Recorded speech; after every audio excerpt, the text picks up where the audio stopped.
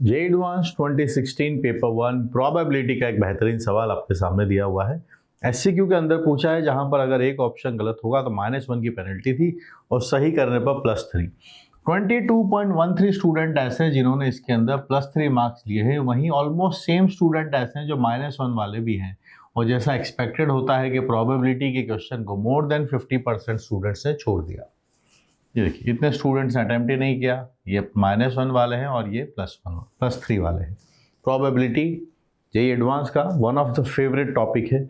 इस पर सवाल ज़रूर आता है, बिल्कुल मत छोड़ के जाइए। सवाल थोड़ा सा अबो एवरेज है, बहुत आसान भी नहीं है और बहुत ज़्यादा डिफ़िकल्ट भी नहीं है, क्योंकि बेस थ्योरम में एक पर्टिकुलर रूटीन होता है, जिसी के ऊपर एक तरीका होता है, उसी से क्वेश्चन सॉल्व होते हैं। अब लैंग्वेज वाले क्वेश्चंस में क्या होता है ना कि हमें हर लाइन को पहले डिकोड करना पड़ता है कि क्या दिया हुआ है, क्या इन्फॉर्मेशन है, उस लाइन सेंटेंस का क्या इन्फॉर्मेशन का डेटा है, उसको लिखना। और ये प्रैक्टिस से ही आप सीखेंगे।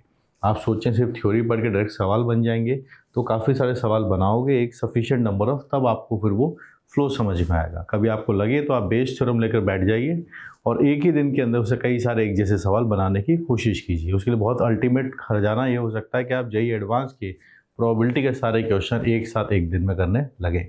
डेफिनेटली कॉन्सेप्ट भी इंप्रूव होंगे और एक थॉट प्रोसेस का विजन भी डेवलप होगा। चलिए, कमिंग टू द क्वेश्चन।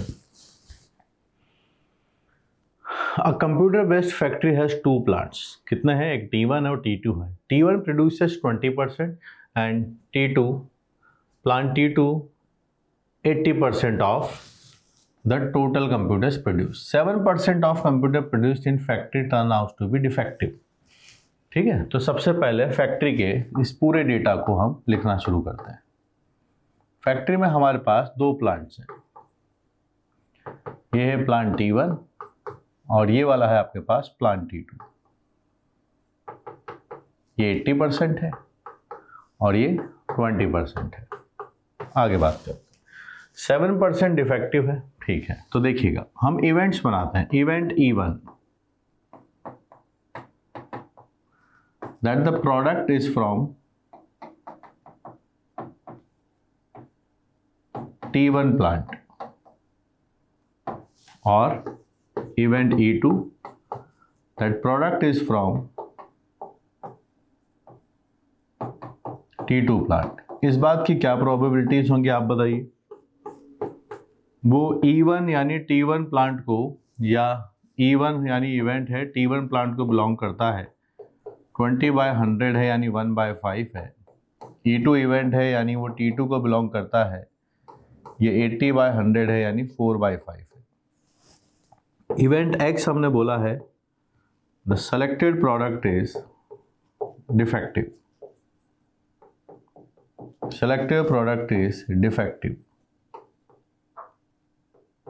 ये डिफेक्टिव है, ठीक है। तो हमारे पास डिफेक्टिव होने की प्रोबेबिलिटी दे रखी है 7% है, 7/100 ये गिवन है।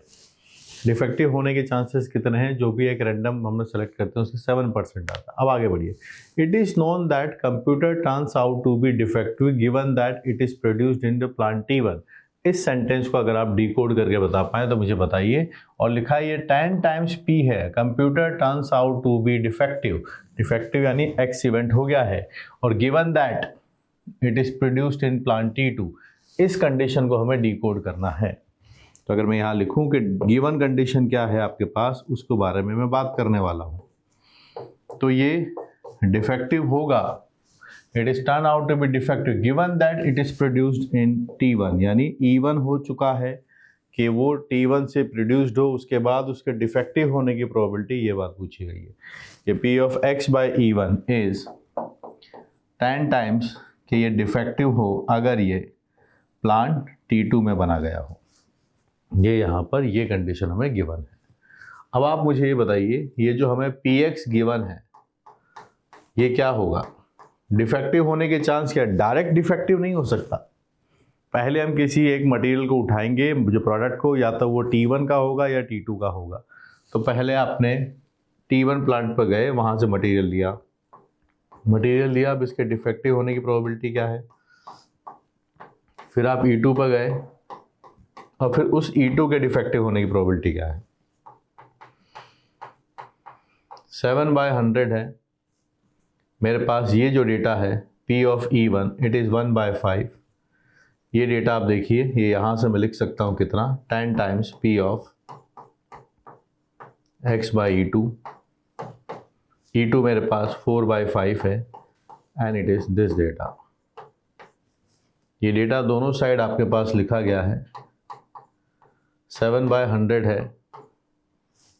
ठीक है, इस डेटा को हम बना लेते हैं। तो अपने पास यहाँ पर ये डेटा 2 बनेगा। ये है 10 प्लस 4/5, ये डेटा है। सो 10/5 है, 4/5 आपके पास ये डेटा है ऑफ P ऑफ x/E2 अपने पास लिखा गया है। बस we can get this data.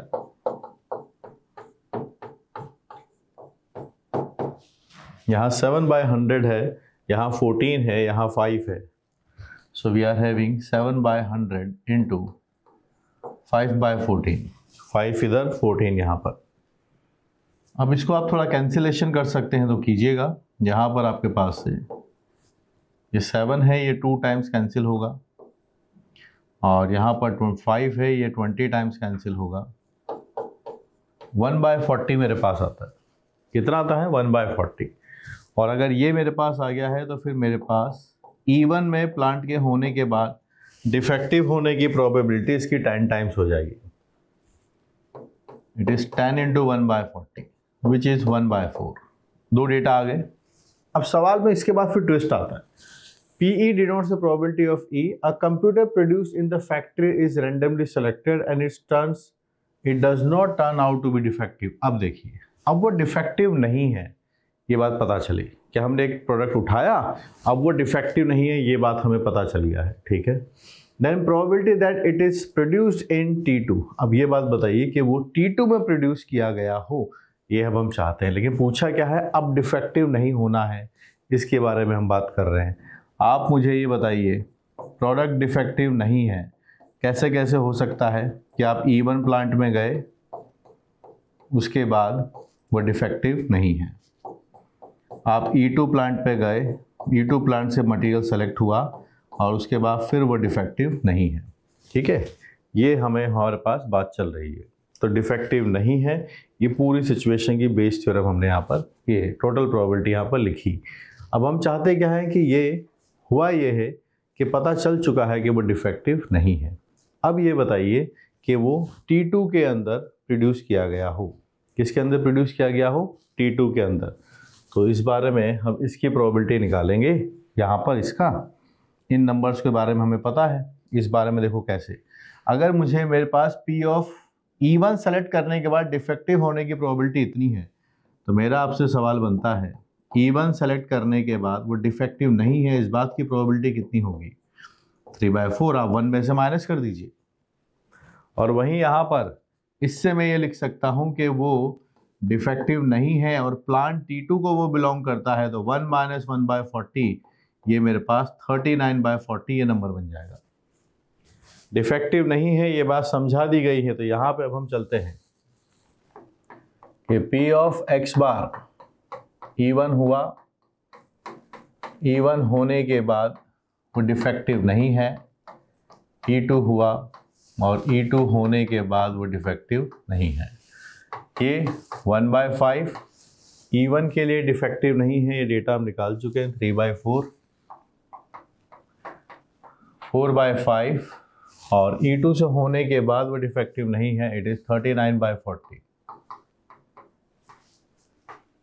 ये डेटा है। अब उस लैंग्वेज को समझिए जो पूछा गया है। प्रोबेबिलिटी निकालिए that it is produced in plant T2, और ये डिफेक्टिव नहीं है। तो डिफेक्टिव नहीं है, ये हो चुका है, और ये E2 को बिलोंग करता है। This is the question. तो ये हमारे फेवर में आ जाएगा। 4/5, 39/40, और ये पूरा हमारे पास